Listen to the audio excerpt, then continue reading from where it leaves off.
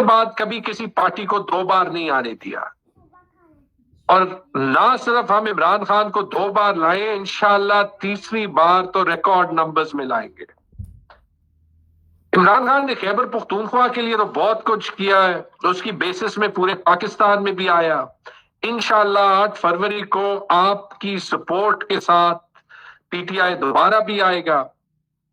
لیکن اگر ایک چیز عمران خان کو ڈیفرینشیٹ کرتی ہے، فرق دکھاتی ہے باقی لیڈرز سے، باقی جتنی بھی پارٹیاں آپ دیکھیں، ان کا مقصد اپنی قوت، اپنی پولیٹیکل پاور کو کنسولیڈیٹ کرنا ہے۔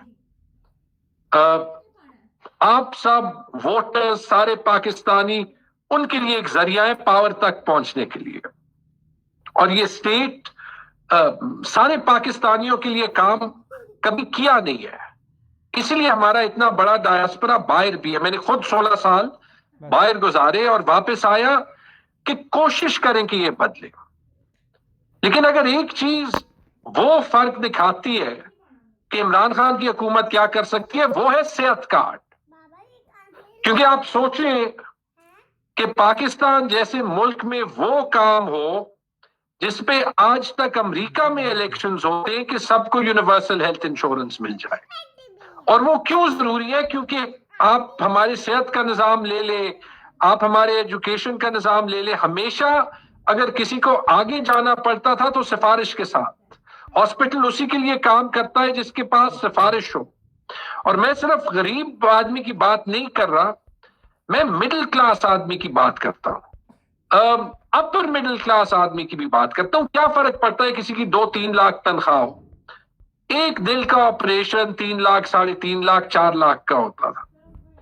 تو جب یہ خواب دیکھا، یہ صحت کارڈ کا پروجیکٹ بہت ٹائم سے چل رہا تھا، اے این پی بھی اس کی کریڈٹ لینے کی کوشش کرتی ہے، لیکن یہ آیا جب پی ٹی آئی کی پہلی حکومت تھی، اور یہ اس لیے آیا کہ وہاں پہ عمران خان کا ایک ویژن تھا کہ پاکستان مختلف طریقے سے چل سکتا ہے۔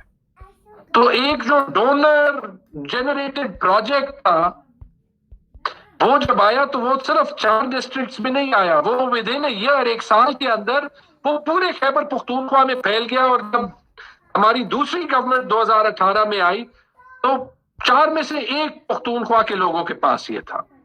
اور تھوڑی سی میں کہانی سنا دوں کہ یہ یونیورسلائز کیسے ہوا۔ یونیورسلائز ہوا، ایک ہماری بجٹ میٹنگ تھی، اس میں ہمارے بیوروکریٹس آئے اور انہوں نے کہا کہ ہمیں 10-15 ارب روپے چاہیے ایک بیسٹ سروے کے لیے کہ اس کو 25 سے 50% کر دیں۔ اور میں اس وقت ایز فائنانس منسٹر بیٹھا تھا، اور انہوں نے کہا جب 15 ارب روپے سے ہم 25% لوگوں کو ڈالیں گے سروے کے ساتھ تو ہم سب کو کیوں نہیں ڈالتے؟ اور وہ پھر ہم نے 1 سال کام کیا۔ جب اس کی بیڈنگ ہوئی تو مجھے یاد ہے یہ کمپنیز مان ہی نہیں سکتی تھی کہ ایسے ہو سکتا ہے کہ یونیورسل ہیلتھ انشورنس ہو۔ جب کانٹریکٹ ہوا، اور یاد رکھیں اتنا بڑا کانٹریکٹ خیبر پختونخوا کی تاریخ میں نہیں ہوا ہوگا، 1 انگلی نہیں اٹھی، 20 ارب روپے کے سال کا کانٹریکٹ تھا۔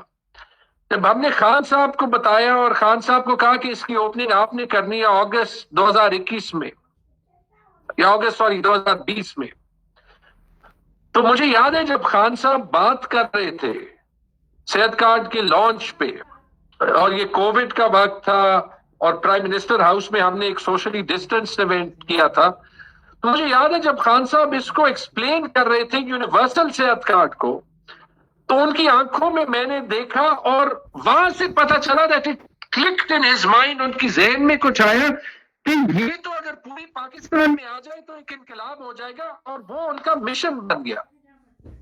تو ہم نے خیبر پختونخوا میں نومبر 2020 اور فروری 2021 کے درمیان میں لانچ کیا، پنجاب میں لانچ ہو گیا، اور آپ مانیں گے نہیں کہ اس ملک میں جہاں پہ ایک ہسپتال کام نہیں کرتا تھا تو انویسٹمنٹ آئی، ہاسپٹلز بہتر ہوئے، پبلک سیکٹر میں پیسہ گیا، پرائیویٹ سیکٹر میں پیسہ گیا، اور صرف 2 سالوں میں 60 لاکھ لوگوں نے خیبر پختونخوا اور پنجاب میں یہ استعمال کیا۔ 60 لاکھ لوگوں نے خیبر پختونخوا میں 140 میرے خیال میں لیور ٹرانسپلانٹ کے آپریشنز ہوئے۔ ہمارا جو کارڈیالوجی انسٹیٹیوٹ تھا وہ چلتا ہی صحت کارڈ پہ تھا، اور وہ لوگ جو کبھی ہارٹ بائی پاس کا سوچتے تھے تو یہ سوچتے تھے کہ پیسے نہیں ہے تو جان کی بازی لگائے، وہ وداؤٹ تھنکنگ وہ پرائیویٹ ہاسپٹل جا سکے، پبلک ہاسپٹل جا سکے. اور یہ نظام کو بدلنا کوئی اور نہیں کر سکتا، یہ صرف عمران خان کر سکتا ہے. یہ انفارچونیٹلی جب کہانی ختم ہوئی تو فرق دیکھ لیں آپ، جب یہ خان صاحب کو نکالا گیا اور اس کے بعد صحت کارڈ کے ساتھ کیا ہوا. 6 مہینے تو بات ہوئی کہ اس میں ضرور کوئی کرپشن ہوگی. آپ نے مریم نواز شریف اور لاڈلا جونیئر کی بات سنی کہ انہوں نے کہا کسی طریقے سے اس کو بند کرنا ہے، ساتھ میں کریڈٹ بھی لینے کی کوشش کی کہ پروگرام ہمارا ہے لیکن بند کرنا ہے.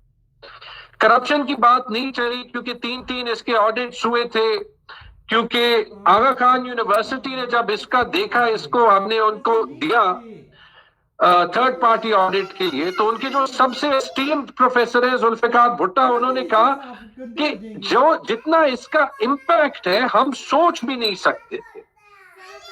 تو جب فائنلی اس کو بند نہیں کر سکے کرپشن کے لحاظ سے کیونکہ تھی نہیں، تو انہوں نے پیسے دینا بند کر دیے. اور آج مجھے افسوس سے